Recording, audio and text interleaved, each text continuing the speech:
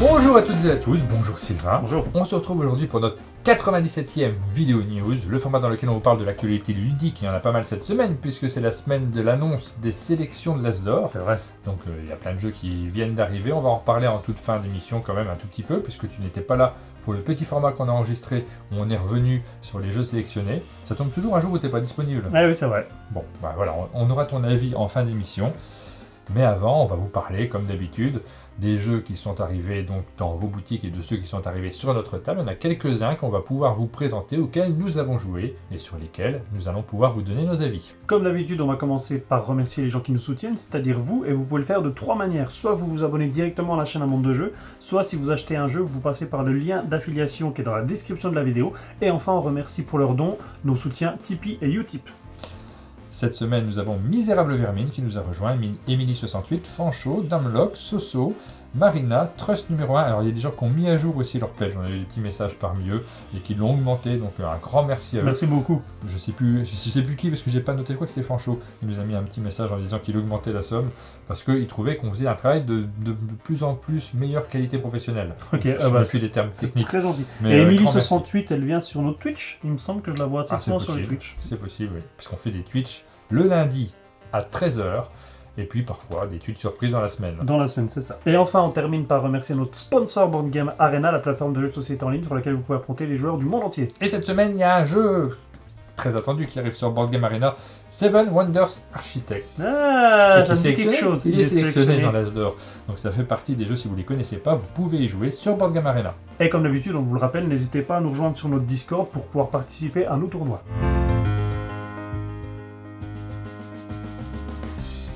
On commence comme d'habitude par les sorties de la semaine. Il n'y en a pas beaucoup cette semaine. Ça nous change de la fin d'année dernière où il y avait 12 000 jeux à chaque semaine.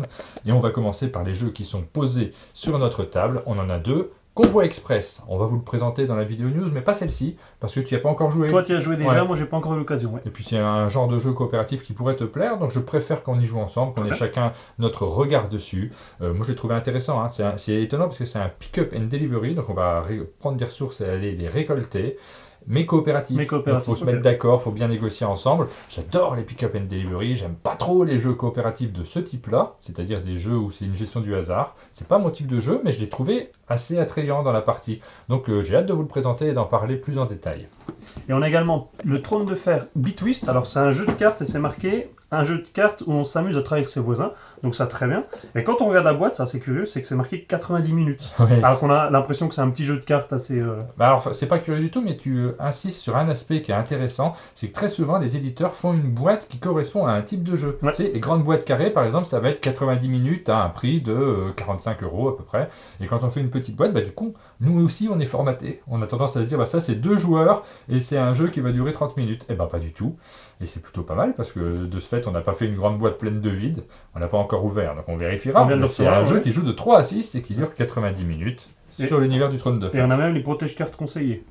Oui, ils le font toujours ça chez Fantasy Flight Game. On enchaîne avec les jeux que nous n'avons pas. Alors il y en a un qu'on n'a pas ici, mais qu'on connaît bien, c'est Great Western Trail. Le jeu dans lequel on va également construire des trains, partir dans le Far West, élever des vaches. Un jeu passionnant de Alexander Pfister. Celui-ci, on ne l'a pas dans sa nouvelle version. Il ressort dans une plus belle version, plus chouette. Et je crois qu'il y a des variantes à l'intérieur. Il y a plus d'éléments. Il a été revu et corrigé. Okay. C'est la seconde édition. On adore ce jeu. De là à le racheter, je ne sais pas. Mais tu vois, je me poserais la question. Si j'avais un pouvoir d'achat illimité, je me poserais la question. Heureusement, ça n'est pas le cas. On continue avec Scène de crime chez Gamestorm Studio. C'est 4 boîtes qui sortent. Et donc apparemment, on est sur un jeu d'enquête coopératif. Ah, c'est original. C'est original. Et on voit que le titre des boîtes, c'est à chaque fois une ville différente. On a Moscou, Helsinki. J'arrive jamais à dire Helsinki. Le dis pas. Dis Londres et Brooklyn. Londres et Brooklyn. Et à chaque fois, c'est des années différentes. 1892, 2002. On n'en sait pas plus. Donc je dis original parce qu'il y a plein de jeux de ce type-là qui sortent en ce moment. Après, ça prouve aussi qu'il y a un public pour ça. Bien sûr. On a tous très envie de faire des jeux d'enquête, de se plonger dans des atmosphères différentes, de trouver qui est le criminel.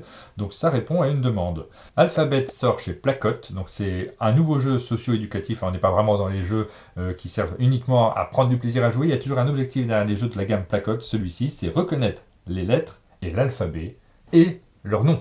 C'est vrai. Et on termine avec les extensions. On a l'extension de Escape de Dark Castle. On en a 3. Donc Escape de Dark Castle, le jeu est là.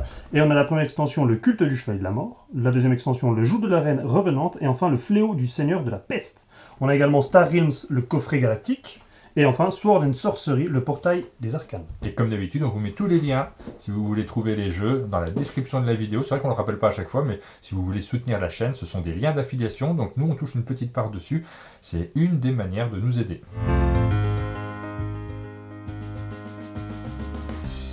La semaine dernière, on vous avait annoncé la sortie de Momiji. Momiji. Sylvain vient de lancer son Google Translate pour savoir comment ça se prononce. Et oui, j'entendais, j'appuie sur le bouton et la dame elle dit Momiji. Regarde. Ouais, non mais t'es sûr pas. Bah c'est la dame qui dit ça, regarde.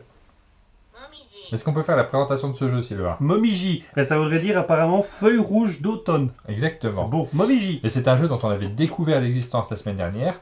Merci au distributeur qui nous l'a envoyé. C'est un jeu qui est publié par Silex et qui est signé par 2 auteurs, j'imagine, italiens, Dario Massaranti et Francesco Testini. Bravo. Merci. Et donc on va partir au Japon. Nous allons poser des cartes devant nous. C'est un thème naturaliste, comme on en voit de plus en plus souvent, des jeux qui nous emmènent en extérieur avec les feuilles rouges de l'automne, avec une petite mécanique assez simple, dans laquelle il va falloir s'adapter, parce qu'il y a une part de hasard dans le tirage des cartes. Et donc dans Momiji, on va essayer... Momiji. Arrête, je la remets. Non, c'est bon. J'ai plus Vas-y, confiance en elle qu'en continue, toi. on présente le jeu proprement. Dans ce jeu, on va devoir tenter de prendre des cartes feuilles, pour les poser devant soi et essayer de faire les meilleures collections possibles. Et donc, c'est très simple. Soit, à mon tour de jeu, je prends les cartes d'une colonne, je les mets dans ma main, soit je pose des cartes devant moi, ou alors je peux activer des objectifs pour tenter de marquer des points en fin de partie. Et donc, la règle est simple. Pour un type de feuille, je dois forcément commencer par poser une carte 0, et ensuite, soit je continue à mettre des 0, soit je peux passer au 1, mais une fois que je suis passé au 1, j'ai plus le droit de mettre des 0, etc., etc. Et donc, le but, c'est de mettre de plus en plus de cartes pour arriver jusqu'à 3. Donc là, par exemple, c'est ton tour. Alors, on va pas rentrer dans le détail des règles de jeu, parce que à chaque fois, on vous perd, vous savez pas trop comment ça marche. Des fois, c'est bien de commencer à jouer. Qu'est-ce que tu ferais, là? Eh ben moi, je prendrais une colonne, je prendrais attention, celle-là. Tu as une limite de 8 cartes en main. Et moi, je vais poser plutôt des cartes juste devant moi. Ah non, moi, je prends une colonne aussi. À toi. Alors là, moi, je vais prendre une colonne, mais je vais défausser un gland pour ajouter 4 nouvelles cartes, parce que c'est autorisé. Ah oui, t'es malin, toi. Et donc, à chaque fois, si c'est les cartes d'un même type... grossir ta colonne. 3. Mais ça, c'est le même type que ça. Non, pas du tout. Ah, si. Ah bon? Pardon. Et maintenant, je vais prendre ces 2 cartes-là. Et comme j'ai plutôt mal joué, j'ai plus de 8 cartes en main. 3, 4, 5, 6, 7, 8, 9. Ouais, je vais en défausser 2. Donc il défausse 2 cartes, et quand on défausse 2 cartes, on peut récupérer un gland. Et les glands, c'est des points de victoire également, donc c'est très pratique. Moi, à mon tour de jeu, par exemple, je vais commencer 2 colonnes en posant ces 2 cartes-là. Et regarde, il y a une jonction, donc je gagne immédiatement 2 glands qui vont me resservir plus tard. Je pense que c'est magnifiquement bien joué. C'est ça, en fait, c'est une des manières de poser les cartes. Soit on en pose au moins 2, voire plus, mais de types différents. Dans ce cas-là, on active ce que tu viens de faire là pour gagner des glands en plus. Soit on joue dans une seule et même colonne, 1 ou 2 cartes. Donc moi, en l'occurrence, je peux jouer un 0 vert et un deuxième 0 vert. Dans ce cas-là, j'aurais pas pu activer si jamais il y avait des connexions de glands. Voilà, ça c'est pour les petits détails de règles. On a un scoring également qui est très important parce qu'il va être variable en fonction des parties. Donc ici, c'est le joueur qui aura le plus de glands, c'est ça? C'est ça, le joueur qui aura plus de glands, le joueur qui aura une majorité de cartes jaunes, le joueur qui aura une majorité de cartes marron, et le joueur qui aura le plus de 0. Et là où c'est assez astucieux, c'est qu'en fait, pour l'instant, ces objectifs ne sont pas activés. À mon tour de jeu, j'ai la possibilité de défausser 3 jetons glands pour activer un de ces jetons-là. Et en quelque sorte, je vais prendre un risque. Pourquoi? Parce qu'à partir du moment où il est activé pour toute la table. En fin de partie, si c'est celui qui a activé le jeton, donc celui qui a payé, qui remplit l'objectif, il marquera 10 points. Si c'est un autre joueur autour de la table, l'autre joueur ne marquera que 3 points. Je me méfie un petit peu d'expliquer toutes ces règles avant de lancer la vidéo, parce que déjà, c'est pas une explication de règles qu'on fait dans les vidéos news, et surtout, ça vous paraît très rébarbatif, parce qu'en fait, il y a plein de petits points de règles qui sont indispensables à bien connaître pour faire la partie, ce qui justifie aussi le fait que c'est un jeu qui s'adresse quand même un peu aux joueurs. Je pense qu'on aux joueurs entre guillemets, hein, c'est une expression abusive que l'on emploie, mais pour qualifier les gens qui sont habitués à mémoriser des règles avant de se lancer dans une partie, parce qu'il y a aussi des petits pouvoirs que l'on a devant soi. Il y a des pouvoirs, aussi des scorings qu'il faut retenir. Il y a des scorings, il y a quand même un vrai petit casse-tête sur le principe de je pose des cartes, mais est-ce que je pose déjà un 1? Est-ce que je pose déjà un 2? Ce qui veut dire que toutes les cartes qui sont en dessous de ça, je pourrais plus les jouer. Et nous, sur notre première partie qu'on a faite, justement, moi j'ai été trop lent. Je suis resté un maximum à 0 pour en poser beaucoup. Et je me suis rendu compte que la partie, elle arrivait très vite à la fin parce que ce paquet de cartes, dès qu'il est épuisé, c'est terminé. Et du coup, je me suis fait piéger. Donc on va pas vous expliquer tout le scoring, sachez simplement que vos tas de cartes, vous allez multiplier le nombre de cartes par la valeur supérieure du tas. C'est un jeu qui est plutôt simple, hein. En tout cas pour nous on l'a trouvé très léger, avec une part de hasard qui est non négligeable. Alors j'ai pas été émerveillé par la découverte des mécaniques quand on l'a joué nous avant de réaliser cette vidéo, mais là tout de suite en le présentant j'ai envie de finir cette partie. Je voulais voir si en commençant ton tas tu vas bien t'en sortir, et si moi en mettant mes zéros, je suis content, en plus j'ai une bonne marque, j'ai tout de suite envie de jouer. Donc ça c'est plutôt bon signe. Un petit peu trop tôt pour vous dire, il rentre dans ma ludothèque, on n'en a pas fait assez, hein. Des fois on a fait 4-5 parties d'un jeu, on s'en rend compte. Là pour l'instant pour moi c'est un peu trop tôt, mais je sors plutôt satisfait de ma première partie. Pour moi, c'est un peu la même chose, c'est qu'on rentre dans cette catégorie de jeu très mécanique dans lequel on a finalement un thème, mais qui n'a pas grand rapport avec la mécanique. Mais que sympa. Qui est sympa, c'est très beau, ça, il n'y a rien à redire là-dessus. Mais par contre, il se démarque pas forcément d'autres jeux de ce type-là. Donc c'est agréable d'y jouer, c'est vrai que c'est comme toi, je dirais pas non à y rejouer, mais par contre, il franchit pas le cap qui fait qu'il rentre dans ma ludothèque. On finit cette partie quand même ? Allons-y.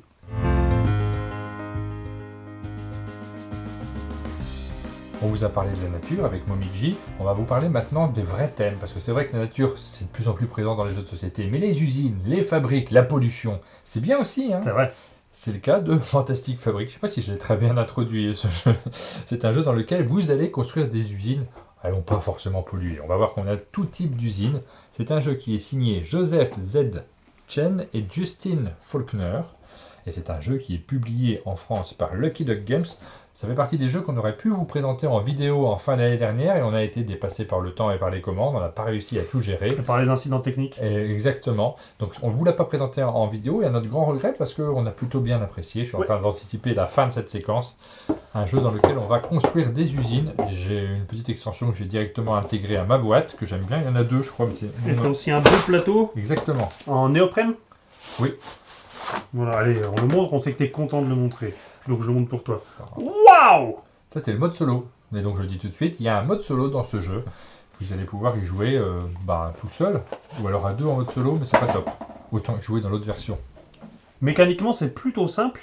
Au début d'un tour, chaque joueur va choisir déjà une carte, soit une carte ici qu'il va prendre gratuitement et rajouter à sa main, soit ici une carte, un prestataire, mais dans ce cas-là, il faudra payer le coût du prestataire, plus un petit coût éventuel parfois. Alors le payer en dépensant une carte qui a la même icône. Il y a un petit côté qu'on a vu dans des jeux du type Race for the Galaxy, dans lequel on va dépenser des cartes pour en obtenir d'autres. Il faut gérer sa main de cartes. Il y a un flux, un va-et-vient continuel des cartes dans notre main et qui vont nous aider à gagner la partie. Mais en fait, sur tout le jeu, parce que là j'en ai parlé pour récupérer un prestataire, mais même après, quand on va poser des cartes, il faudra défausser d'autres cartes, et donc on aura toute cette réflexion de est-ce que je garde cette carte, finalement elle n'est pas si bien, je la défausse, et moi j'ai beaucoup de mal avec ça, parce que j'ai tendance à stocker les cartes en me disant elle me servira bien un jour, et il me faut au moins 3-4 tours avant de me dire bon, finalement j'en veux pas. Mais c'est pour ça que le jeu est assez simple, c'est que les mécaniques centrales sont relativement simples. On a ce premier tour dans lequel on va choisir une carte, et ensuite on a la suite du jeu dans lequel on va poser nos cartes, mais également lancer nos dés, et réaliser donc des combinaisons de dés. Et ces dés, nous allons les répartir sur notre siège social pour réaliser différentes actions. Donc on voit qu'il y a plusieurs parties dans ce siège social. C'est dur à dire. Siège social. Tu arrives sans problème, 3 fois de suite. Siège social, siège social, siège social. Et donc, piano panier, à toi, 3 fois de suite. Piano panier. Piano. Non. Allez, Non, moi je peux pas dire. Explique. Et donc, première rubrique, on va pouvoir mettre des dés ici pour faire des recherches. Donc c'est pour récupérer des cartes supplémentaires, peu importe la valeur du dé. La deuxième, on va pouvoir placer des dés qui sont de valeur 1, 2 ou 3 pour récupérer des énergies. Et ces énergies, on va les dépenser pour poser des cartes. Par exemple, si je fais ça, hop, je récupère 2 plus 1, je récupère 3 énergies. Mais variante, tu peux, si jamais, par chance, tu avais eu des dés identiques, comme ces 2-1, et que tu les avais placés ensemble, et ben tu as un bonus d'une énergie supplémentaire. En fait, c'est ça. Si on a 2 dés identiques, on gagne 1 en plus. Et si on a 3 dés identiques, on gagne 2 en plus. Que ce soit pour les cartes, que ce soit pour les générateurs ou pour les mines. Et les mines, vous l'avez compris, c'est sur du 4, 5 ou 6. Chaque dé posé ici me donne un fer. Donc ce fonctionnement de dés, il est ultra simple. Le fonctionnement des cartes est ultra simple. On va pouvoir poser nos cartes différemment devant nous en posant les ressources qui sont requises. Et ensuite, il suffit d'expliquer presque la fin de partie. La partie s'achève dès qu'un joueur a 12 commandes qu'il a réalisées, donc ce sont des points de victoire, ou alors qu'un joueur a réussi à poser 10 bâtiments. À ce moment-là, on rejoue un tour, on compte le score final et celui qui a le plus de points, donc celui qui a le plus comboté, qui a réussi à bien gérer, à se générer des actions supplémentaires, à récupérer plein de matériel, plein de cartes au bon moment, remportera la partie.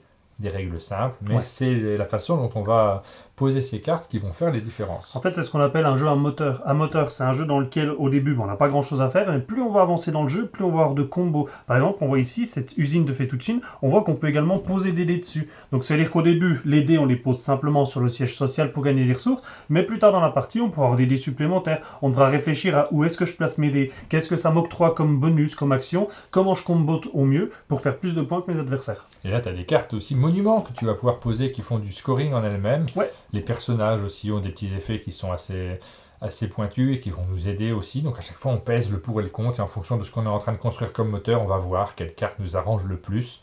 On a pas mal de variétés dans le jeu, beaucoup de cartes, beaucoup d'interactions qui vont changer d'une partie à l'autre aussi parce qu'on ne va pas forcément partir dans les mêmes directions. Ça marche vraiment bien en termes de mécanique. Moi, j'en ai fait quelques parties là pendant les vacances d'hiver et je me suis bien amusé. C'est les vacances d'hiver, non, celle de Noël. Celle d'hiver, c'est en février. Les vacances de Noël, oui, ça marche comme ça, oui. Je crois qu'elles ont des noms, ces vacances. Ok, vacances de Noël, c'est bien. Ouais, je pense, ouais. Mais on est dans ce genre de jeu vraiment très léger au niveau des règles. Là, on vous a quasiment tout expliqué. Et ensuite, tout le reste va se faire par la combo des cartes. Donc, il faudra lire chacune des cartes pour voir quelle stratégie on fait. Donc, ça se renouvelle bien parce qu'on n'a jamais les mêmes cartes en main. Donc, ça marche plutôt très très bien. Moi, c'est un jeu que je rentre dans ma ludothèque. Et ben moi aussi. Parce que c'est très léger et très agréable. C'est un jeu qui m'a beaucoup plu, donc j'en ai fait quelques parties. J'y rejoue avec plaisir à chaque fois. Ça fait partie des jeux. Bon, on regrette vraiment de ne pas avoir fait de vidéo sur ce jeu parce qu'on n'en a pas le temps, c'est de notre faute. Mais parce que c'est un jeu qu'on vous conseille. C'est ça. Et si vous aimez ce type de jeu, n'hésitez pas à y aller. Ça rentre dans notre ludothèque.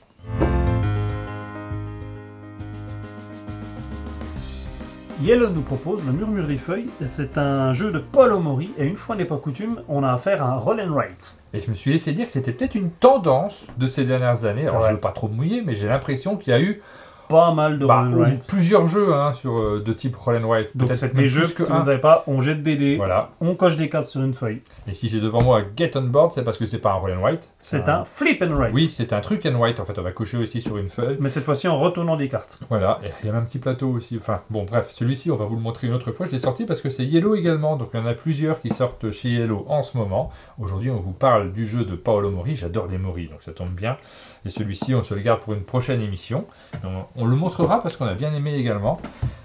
Dans le Murmure des Feuilles, nous sommes sur un thème naturaliste. J'ai l'impression que c'est... c'est aussi une mode, parce qu'on vient de faire un thème naturaliste il y a quelques instants dans cette vidéo. Est-ce qu'on se répétera pas un tout petit peu pendant nos vidéos? C'est vrai. Et on va faire des usines. Non, du tout. Dans celui-ci, on va cocher des cases, mais au fil des 4 saisons. C'est ça. Donc comme les pizzas.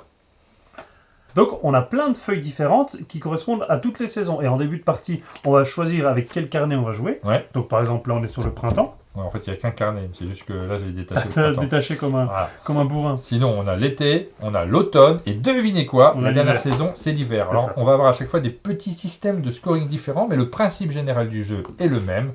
Au début d'un tour, un joueur va jeter les dés pour tout le monde. Et ces dés vont nous indiquer la taille du quadrilatère que l'on va tracer sur notre petite fiche. Donc là, par exemple, il sera 4 par 3. C'est gros pour commencer. Oui, c'est vrai. Donc tu dois faire un quadrilatère de 4 par 3. Au début du jeu, tu as choisi une zone à partir de laquelle tu commençais. Donc par exemple, tu avais décidé de commencer à partir du 1. Bien sûr, oui. Donc ça, c'est déjà coché. Tu as choisi ça, c'est le 1. Et à partir de cette forme-là, puisque c'est ta fiche, c'est le 1, tu vas devoir faire un carré de 4 par 3. Alors moi aussi, mais moi, on va pas abîmer 2 fiches pour cette explication, puisqu'on va pas faire la partie complète.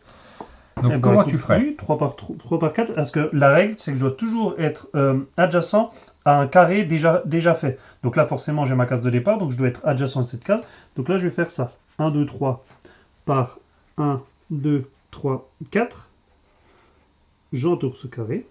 Enfin, c'est plutôt un rectangle. Ouais. Et ensuite, à l'intérieur de ce rectangle, je vais choisir parmi tous les symboles représentés un seul et même type de symbole. Et donc, en fin de partie, chaque type de symbole aura un scoring différent. Donc là, par exemple, on voit qu'il y aurait, par exemple, 3 arbres. Donc, je pourrais cocher directement 3 arbres. Et on voit que chaque arbre me donnera 1 point en fin de partie. Et si j'ai au moins 10 arbres en fin de partie, je gagne un bonus de 5 points. Donc ici, tu choisirais entre les différents scorings. Donc les arbres, tu l'as dit, il faut en faire une dizaine. Les fleurs et les abeilles, ça va dépendre du nombre de fleurs, va nous faire le scoring des abeilles. On a aussi des oiseaux qu'on peut entourer, mais par Mais deux. Les oiseaux, il faut les entourer par couple. Là, on voit par exemple que j'ai un oiseau rouge, mais j'ai aucun oiseau bleu donc je pourrais pas. Par contre, on voit que les papillons, en fin de partie, si je les ai par paire, si j'ai un nombre pair, je gagne 2 points par papillon. Et là, je vois qu'il y en a déjà 2, donc à la limite, je vais rayer tout ça.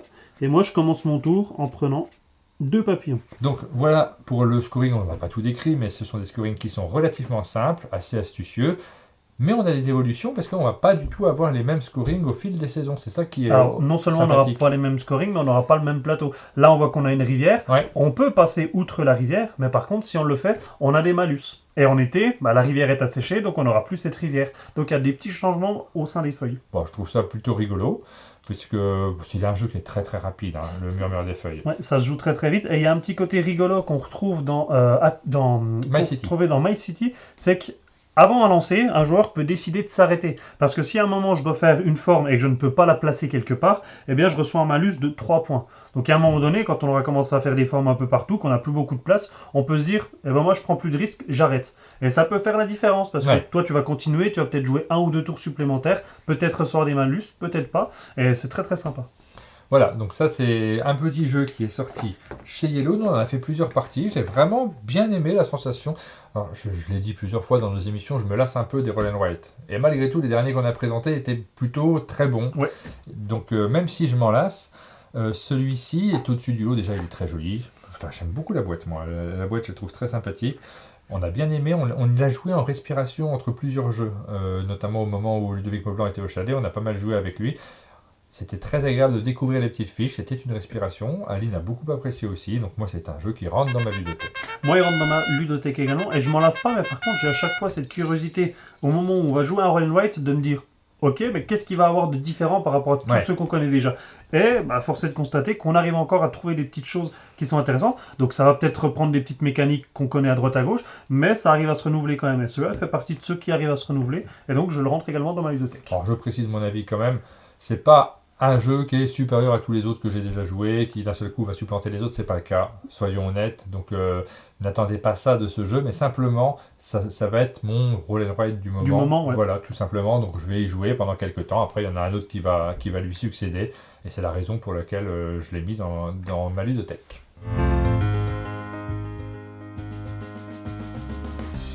Project Elite, c'est un jeu édité par Funforge, créé par les auteurs Konstantinos Kokkinis et Sotirios Tsantilas, et c'est un jeu coopératif et frénétique parce qu'on va jouer en temps réel. Exactement, et on voit de plus en plus de jeux qui se basent dans un univers qui nous font penser à des jeux vidéo, parce que ce type d'univers, on les a déjà croisés.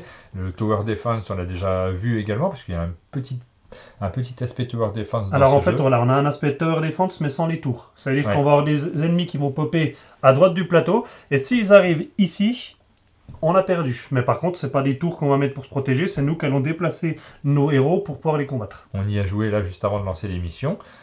C'est plutôt original comme type de jeu, parce que c'est un jeu de figurines, mais il y a un aspect temps réel qu'on n'a pas vu si souvent, quelquefois, mais ça faisait longtemps que je n'avais pas joué à ce style de jeu. Pour ce type de jeu, c'est ça, on retrouve vraiment l'aspect jeu de figurines, on va avoir des armes avec une portée, avec des lignes de tir, des choses comme ça, sauf que pendant 2 minutes, on va jeter nos dés, et c'est nos dés qui vont nous permettre d'activer telle ou telle action, mais chacun va faire ça en même temps, donc parfois on va se gêner un petit peu, parce qu'on va devoir déplacer des aliens alors que l'autre joueur ne voulait pas forcément qu'on les déplace. Évidemment, il faut discuter pour essayer de se mettre d'accord, c'est un jeu coopératif, mais en 2 minutes, c'est pas si facile. Ouais, et puis il y a un vrai défi à l'intérieur.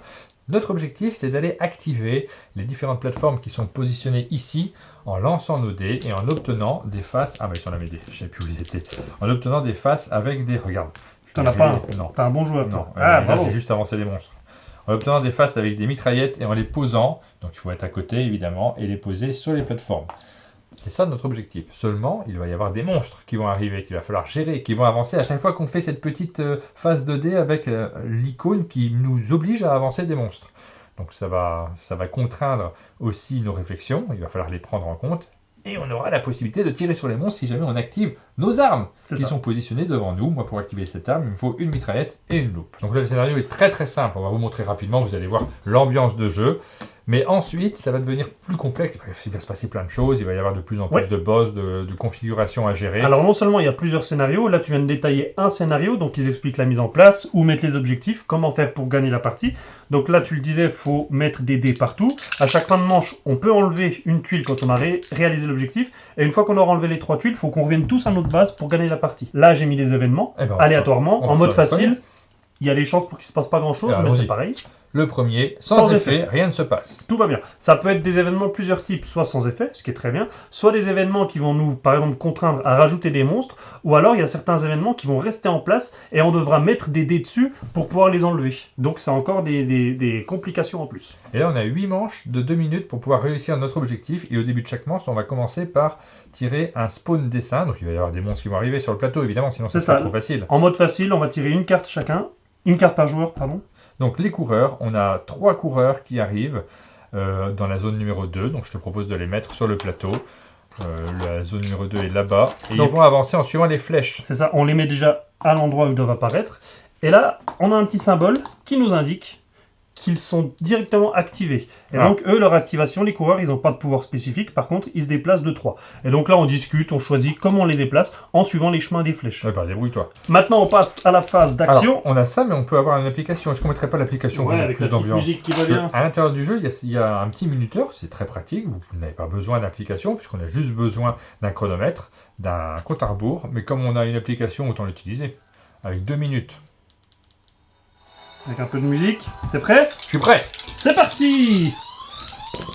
Allez, je commence par... On n'a pas discuté, on fait quoi? Ah bah, on va faire des objectifs. Je commence déjà par avancer 2 ennemis, moi. Je fais rien de bien, moi. Allez, Allez, bah, je fais rien de bien.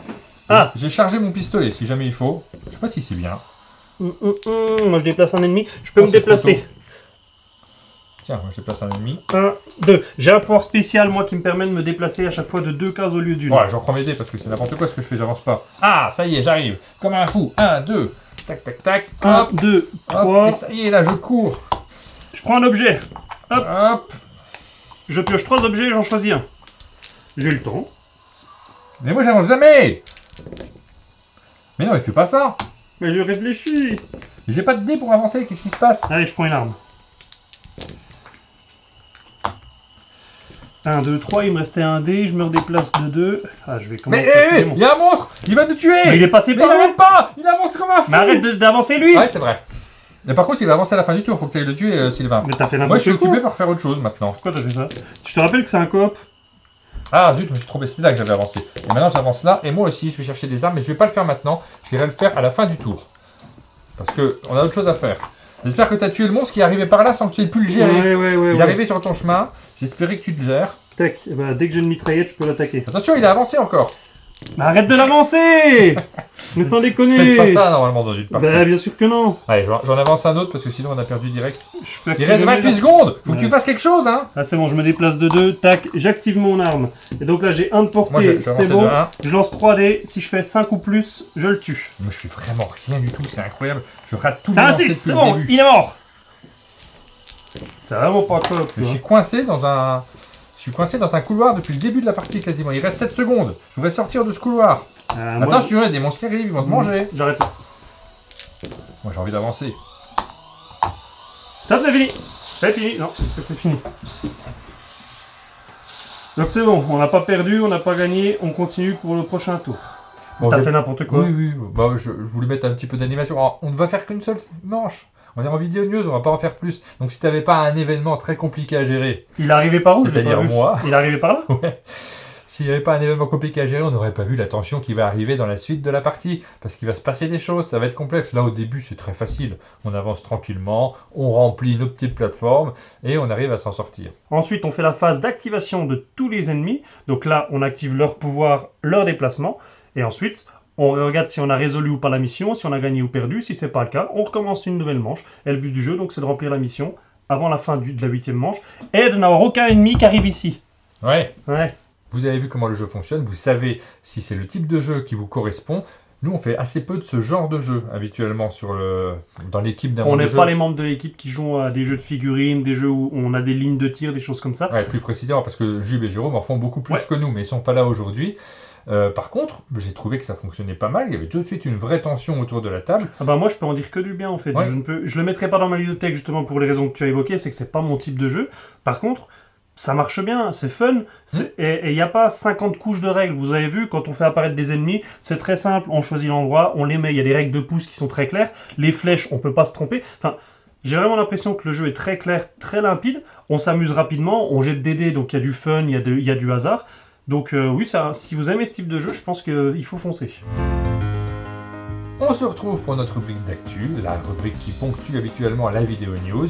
On va, comme d'habitude, s'occuper de la boîte mystère, où il y a déjà le jeu qu'on va rajouter dans la boîte mystère. Juste avant, cette semaine est particulière, puisque c'est l'annonce de la sélection de Cannes qui aura lieu à Cannes, puisqu'on va remettre le prix à Cannes. Non, mais c'était pas sûr, hein. C'est vrai. Le festival n'était pas assuré en ce début d'année un peu compliqué d'un point de vue sanitaire, donc on est très content. Il va y avoir une belle cérémonie, il va y avoir des jeux qui seront récompensés, et on a vu une liste fabuleuse avec 4 catégories qui se sont affichées. C'est la grande nouveauté de cette année. Avant, on avait une rubrique enfant, As d'or de l'année, familial et expert. Et cette année, entre familial et expert, on a une catégorie confirmée. Non, je ne sais plus c'est quoi le nom. Expérimenté. J'ai plus le nom en tête. Mais Bah, moi, je le sais très bien. Vas-y, mais il sait pas. Je sais plus. C'est la catégorie... Ah, faut qu'on s'y habitue, c'est une nouvelle catégorie. Ouais. C'est les jeux qui ne sont pas encore experts, mais qui sont un peu plus familiaux. C'est pas confirmé, c'est la catégorie... Confirmé, c'est bien ça. Je vous le dis là tout de suite. Initié, c'est la catégorie initié. Donc il y a 4 catégories. Dans la première, Seven Wonders Architect, Cartaventura, Lhasa et Happy City. On n'a pas fait de vidéo sur Seven Wonders Architect. Non, mais il a tous les récemment, autres, ouais. vous pouvez trouver les jeux sur notre chaîne. Une préférence, Sylvain? Moi, c'est Cartaventura. Je l'ai beaucoup défendu tout au long de l'année. C'était un coup de cœur. Happy City, mais après, les 3 sont bien. Ouais. Seven Wonders Architect, on l'a découvert sur le tard, mais il se joue très très facilement. Et ma femme, elle gagne tout le temps contre moi, donc elle est super contente. C'est un jeu qu'elle prend plaisir à ressortir. Mais moi, ma préférence, c'est Cartaventura. Il va y avoir du débat à domicile. Dans la catégorie suivante, les jeux enfants, on a Attrape-Monstre, Bubble Story et Pimpon. Là, je dirais rien. En fait, si, je vais suivre Aline qui parle beaucoup de Bubble Story. Oui. Mais c'est vrai que je connais pas les jeux C'est enfants. notre jeu de là, l'année. C'est celui qu'on a choisi comme jeu de l'année. donc je vais pas donner un avis. Alors, on a fait une vidéo sur Bubble Story et Attrape-Monstre. Donc, tu vois, c'est Pimpon qu'on n'a pas mis en avant sur la chaîne. Donc, joli palmarès aussi pour nous. On est content de regarder les jeux qu'on a mis en avant. Dans la catégorie initiée, on a Living Forest, Nouvelle Contrée et Oltré. On a fait une vidéo sur Living Forest et Nouvelle Contrée. Une petite préférence? Ouais, C'est difficile, hein. C'est difficile. C'est difficile parce qu'on n'a pas envie de choisir, en fait. Ma préférence personnelle, c'est Nouvelle Contrée. Ouais. C'est le jeu auquel j'ai le plus joué. T'étais pas là sur Living Forest, c'est la période où tu étais absent. Ouais. Tu nous as manqué pour cette vidéo. Et des fois, ça joue, en fait. Je crois qu'il y a un côté émotionnel dans nos avis qui rentre en compte également, puisque quand on travaille sur un jeu, moi je m'en suis rendu compte à titre personnel, j'hésite pas à le dire. Des fois, je passe un peu à côté de jeux sur lesquels j'ai pas forcément travaillé spécifiquement. Et quand sur un jeu, on enchaîne les parties parce qu'on prépare une vidéo, eh ben ils m'adoptent les jeux. D'une certaine manière, aussi, j'apprends à y jouer, à voir leurs intérêts, à découvrir les nouvelles stratégies, ce qu'on ne fait pas forcément sur des jeux qu'on a moins joués. Donc ça joue aussi dans notre regard. Je dis ça parce que moi j'aurais peut-être choisi Living Forest. Et ensuite, dans la catégorie expert, il y a Dune Imperium, Iki et les ruines de Narak. On a fait une vidéo sur Dune Imperium et les ruines de Narak. Donc on a 2 dans chaque catégorie. Alors il y en a une, il ne faut pas trop la chercher sur la chaîne parce que vous ne la trouverez pas. Les ruines de Narak, elle n'est pas diffusée. Oui, je sais, mais on va peut-être la diffuser là du coup pour l'occasion. Peut-être, oui. Ça sera le moment. Et bah là, pareil, je suis les copains Jube et Jérôme qui avaient parlé de Dune Imperium, donc je mets Dune Imperium. Moi j'adore Dune Imperium et les ruines de Narak, on a juste moins joué à Iki. T'as énormément joué à Narak, toi. Ouais, bah oui, parce que c'était mon jeu détente à un moment. C'est là que je me dis on parle beaucoup des 4 catégories, mais mon côté expert, Ruines de Narak, c'était mon jeu détente. Quand je me dis, je vais faire un petit jeu un peu léger, et en fait, c'est le jeu le plus complexe quasiment avec Dune Imperium de toute la sélection de l'As d'Or. C'est dire si maintenant les sélections, de manière générale, ce sont des jeux qui sont assez accessibles dans toutes les catégories, même dans la catégorie expert. Vous découvrirez les vainqueurs lors de la cérémonie de l'As d'Or, et nous, on va se calfeutrer chez nous pendant les jours d'avant, parce qu'on veut surtout pas être malade, on veut pas louper ça, on veut aller à Cannes cette année. C'est notre objectif de ce début d'année. Et on va passer à la boîte mystère. C'est ça. Donc, on rappelle ce qu'il y a dedans rapidement. Korinich, on a également Fragment. La boîte de thé. 444. Culinario Mortale. Icos et ton petit dessin, ton original. Ouais, c'est un original. Et une piste de dés Vogamat. Ainsi que, on rajoute cette semaine, Village Pillage.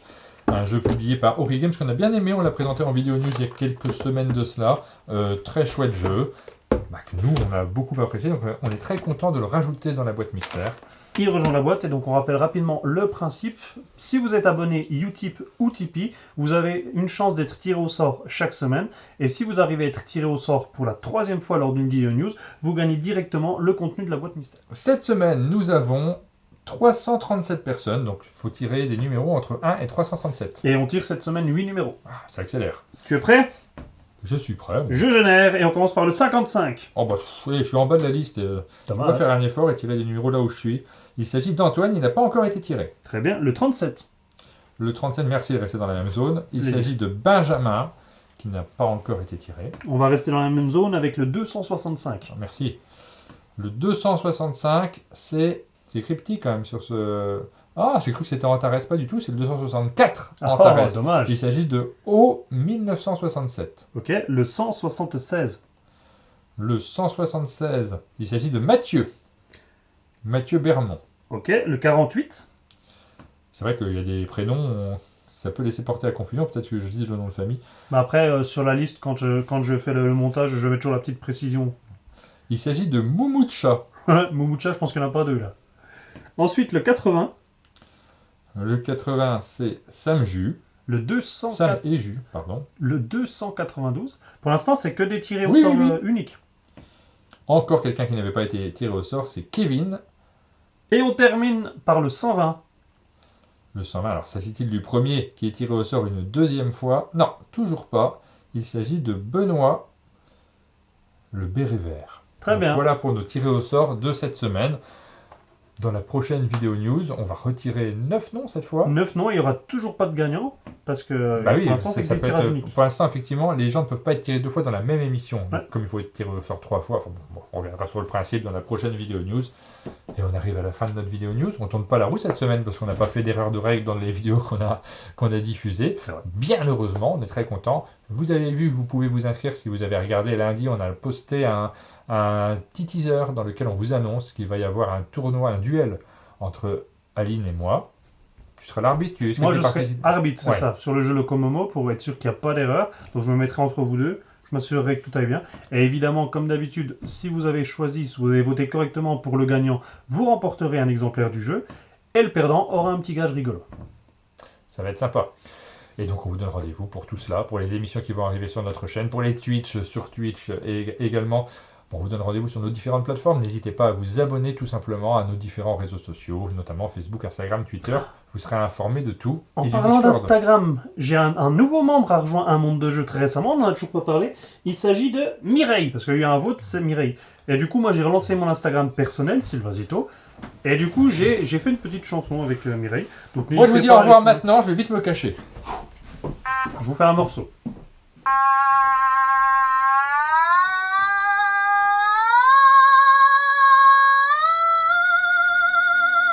Tam, tam, tam. Vous avez reconnu. Comme d'habitude, si cette vidéo vous a plu, n'hésitez pas à mettre un j'aime, des commentaires, abonnez-vous à la chaîne Monde de Jeu pour ne rien louper de notre actualité. Et on vous dit à bientôt. C'est bon, c'est fini? Alors,